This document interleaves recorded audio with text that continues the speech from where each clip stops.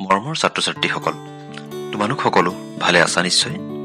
তোমালোকৰ বাবে আজি মই লৈ আহিছো পঞ্চম শ্ৰেণীৰ পৰিৱেশ অধ্যয়ন বিষয়ৰ ৪ৰ্থ নম্বৰ পাঠ প্ৰাকৃতিক সম্পদ।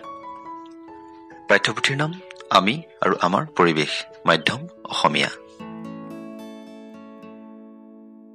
মৰমৰ ছাত্ৰ-ছাত্ৰীসকল, আমাৰ প্ৰকৃতিখনত পোৱা বিভিন্ন বস্তুবিলাকৰ ভিতৰত কিছুমান বস্তু আমাৰ জীৱন ধাৰণৰ কাৰণে অতিকৈ প্ৰয়োজনীয়।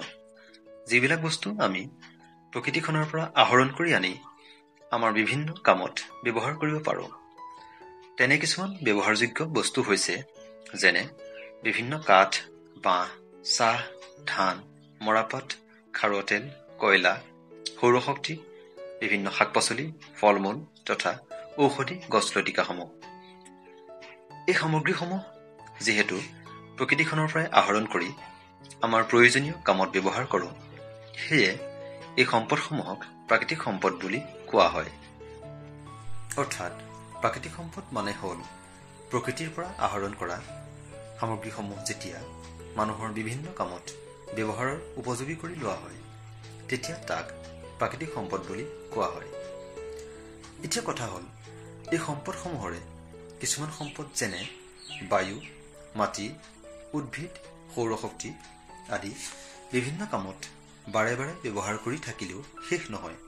অৰ্থাৎ এইবোৰ এবাৰ ব্যৱহাৰ কৰাৰ পিছতো পুনৰ ব্যৱহাৰৰ সুবিধা থাকে। এই পুনৰ ব্যৱহাৰ কৰিব পৰা সম্পদবোৰক কোৱা হয় নৱীকৰণক্ষম সম্পদ। আনহাতে খনিজ পদাৰ্থ যেনে কয়লা, খাৰুৱা তেল আদি অধিক ব্যৱহাৰৰ ফলত আমাৰ ভূগৰ্ভত শেষ হৈ যাব পাৰে।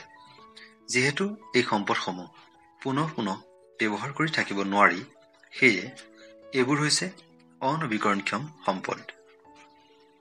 এতিয়া চাওঁ আহা, এই সম্পদবোৰ আহৰণ কৰাৰ উৎস অনুযায়ী আমাৰ প্ৰাকৃতিক সম্পদসমূহক কি ভাগত ভগাব পাৰি। প্ৰথমে চোৱা, বিভিন্ন ধৰণৰ কাঠ, বাঁহ-বেত আদিবোৰ আমাৰ বনাঞ্চলসমূহৰ পৰাই পোৱা যায়। সেইবাবে এইবোৰ হ'ল বনজ সম্পদ। আমাৰ ৰাজ্যখনত পোৱা তেনে কিছুমান মূল্যৱান উদ্ভিদ হ'ল শাল, চেগুন, গমাৰি, শিশু, আজাৰ, শিমলু, খয়েৰ ইত্যাদি। ইয়াৰ উপৰিও এই বনাঞ্চলসমূহত বিভিন্ন জীৱ-জন্তু যেনে বাঘ, সিংহ, হাতী, হৰিণ, বনগাহৰি, গঁড়, সোণালী বান্দৰ আদিৰ লগতে বিভিন্ন প্ৰজাতিৰ চৰাই-চিৰিকটি যেনে ভাটৌ, মইনা, শগুন, ফেঁচা, ময়ূৰ, দেওহাঁহ, ধনেশ ইত্যাদিও পোৱা যায়। এই সকলোবোৰেই বনজ সম্পদৰ ভিতৰত পৰে। আমাৰ অভয়াৰণ্য তথা ৰাষ্ট্ৰীয় উদ্যানসমূহত থকা এই প্ৰাণীসমূহ চাবলৈ দেশ-বিদেশৰ পৰা বহুতো পৰ্যটক আহে। এইখিনিতে উল্লেখযোগ্য যে সাধাৰণতে গঁড়ৰ খৰ্গ দুটা যদিও অসমৰ এটা খৰ্গৰ গঁড় পৃথিৱী বিখ্যাত। অৱশ্যে এছিয়া মহাদেশৰ নেপাল, ভূটান আৰু পাকিস্তানতো এনে গঁড় দেখিবলৈ পোৱা যায়। এতিয়া চাওঁ জলজ সম্পদ। জল অৰ্থাৎ পানীৰ পৰা আহৰণ কৰা বা পানীৰ লগত জড়িত সম্পদবোৰেই হৈছে জলজ সম্পদ। এইবোৰ হ'ল বিভিন্ন প্ৰকাৰৰ মাছ, কাছ, ঘৰিয়াল ইত্যাদি। উল্লেখযোগ্য যে অসমৰ ব্ৰহ্মপুত্ৰ নৈত পোৱা শিহু হ'ল পৃথিৱীৰ এবিধ বিৰল প্ৰজাতিৰ প্ৰাণী। ইয়াৰ উপৰি অসমৰ ব্ৰহ্মপুত্ৰ আৰু বৰাকৰ নৈ উপনৈসমূহত বিভিন্ন জাহাজঘাট, ফেৰীঘাট আদি গঢ়ি উঠি জল পৰিবহণৰ সুব্যৱস্থা হৈছে।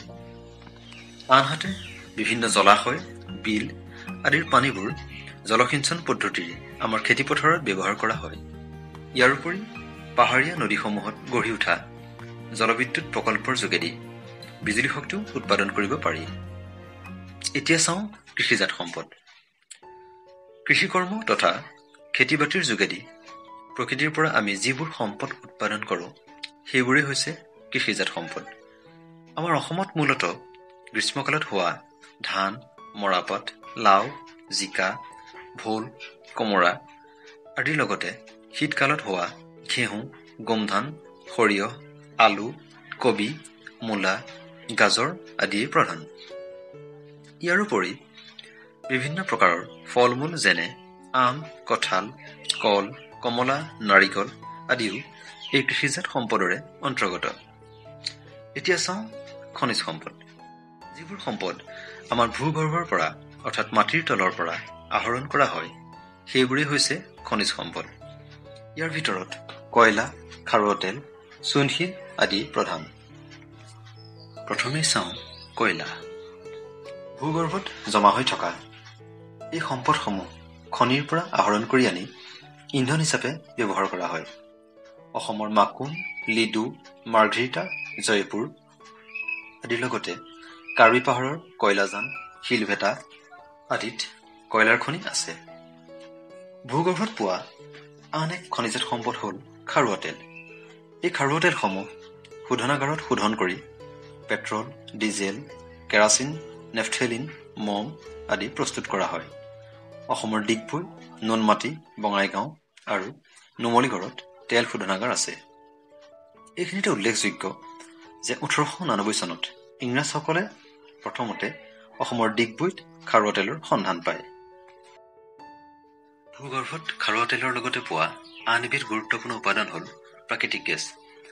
খাৰুৱা তেল জুলীয়া অৱস্থাত আৰু প্ৰাকৃতিক গেছ গেছীয় অৱস্থাত পোৱা যায়।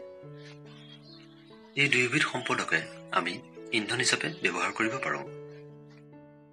আন এক গুৰুত্বপূৰ্ণ কথা হ'ল কয়লা আৰু খাৰুৱা তেল গছ-গছনি আৰু প্ৰাণীৰ দেহৰ অৱশিষ্টৰ পৰা উৎপন্ন হোৱাৰ বাবে ইহঁতক জীৱাশ্ম ইন্ধনো বোলা হয়। আন এক গুৰুত্বপূৰ্ণ খনিজ সম্পদ হ'ল চূণশিল। এই চূণশিল বিলাতী মাটি অৰ্থাৎ চিমেণ্ট প্ৰস্তুত কৰিবলৈ ব্যৱহাৰ কৰা হয়। লগতে চূণশিলৰ পৰা চক পেঞ্চিল, দাঁত ঘঁহা দ্ৰব্য, ৰং আদিও প্ৰস্তুত কৰা হয়। অসমৰ ডিমা হাছাও জিলাৰ উমৰাংচু আৰু কাৰ্বি আংলং জিলাৰ কয়লাজান আৰু দিলাই পাহাৰত চূণশিল পোৱা যায়। মৰমৰ ছাত্ৰ ছাত্ৰীসকল, ইতিমধ্যে হয়তো তোমালোকে পাঠটো আয়ত্ত কৰি লৈছা। আমিনো কি শিকিলো পুনৰ এবাৰ চাওঁ আহা। সম্পদৰ ব্যৱহাৰ অনুযায়ী প্ৰাকৃতিক সম্পদসমূহক নৱীকৰণক্ষম আৰু অনৱীকৰণক্ষম এই দুই ভাগত ভগাব পাৰি। নৱীকৰণক্ষম মানে হ'ল যিবোৰ সম্পদ এবাৰ ব্যৱহাৰ কৰাৰ পিছতো পুনৰ ব্যৱহাৰৰ সুবিধা থাকে। আনহাতে অনৱীকৰণক্ষম সম্পদবোৰ হ'ল যিবোৰ অধিক ব্যৱহাৰৰ ফলত শেষ হৈ যোৱাৰ সম্ভাৱনা থাকে। আনহাতে আহৰণৰ উৎস অনুযায়ী প্ৰাকৃতিক সম্পদসমূহক বনজ সম্পদ, জলজ সম্পদ, কৃষিজাত সম্পদ, খনিজ সম্পদ আদি ভাগত ভগাব পাৰি। ছাত্ৰ ছাত্ৰীসকল, এই সম্পদসমূহ আমাৰ বাবে অতি মূল্যৱান। ইয়াৰ সঠিক আৰু উচিত ব্যৱহাৰত আমি সদায় গুৰুত্ব দিব লাগে। এতিয়া চাওঁ আহা পাঠটিৰ মাজত থকা প্ৰশ্নসমূহলৈ। প্ৰথম প্ৰশ্ন, প্ৰাকৃতিকভাৱে পোৱা সামগ্ৰী সম্পদ নহয় কিয়? ইয়াৰ পিছত আহিল ব্ৰহ্মপুত্ৰ নৈৰ উত্তৰ দিশে থকা উপনৈ কেইখনৰ নাম কি কি? ব্ৰহ্মপুত্ৰ নৈৰ দক্ষিণ দিশে থকা উপনৈ কেইখনৰ নাম কি কি? বৰাক নৈৰ উপনৈ কেইখনৰ নাম কি কি? পিছত আহিল পৃষ্ঠা নম্বৰ 28ত থকা অসমৰ কোন কোন ঠাইত খাৰুৱা তেল পোৱা যায়? অসমৰ কোন কোন ঠাইত কয়লাৰ খনি আছে? অসমৰ কোন কোন জিলাত চূণশিল পোৱা যায়? মৰমৰ ছাত্ৰ ছাত্ৰীসকল, তোমালোকে পাঠটি ভালদৰে পঢ়িবা আৰু এই ভিডিঅ'টোৰ সহায়ত এই প্ৰশ্নখিনিৰ উত্তৰ কৰিবলৈ চেষ্টা কৰিবা। ইয়াৰ লগতে এই পাঠটিৰ অনুশীলনীত থকা প্ৰশ্নসমূহ তোমালোকে কৰিবলৈ যত্ন কৰিবা। আৰু এই ক্ষেত্ৰত যদি কিবা অসুবিধা পোৱা তেনেহ'লে তলত কমেণ্ট কৰি মোক যিকোনো কথাই সুধিব পাৰা। পুনৰ এটি নতুন পাঠেৰে তোমালোকক লগ পোৱাৰ আশাৰে আজিলৈ সামৰিছোঁ। ধন্যবাদ।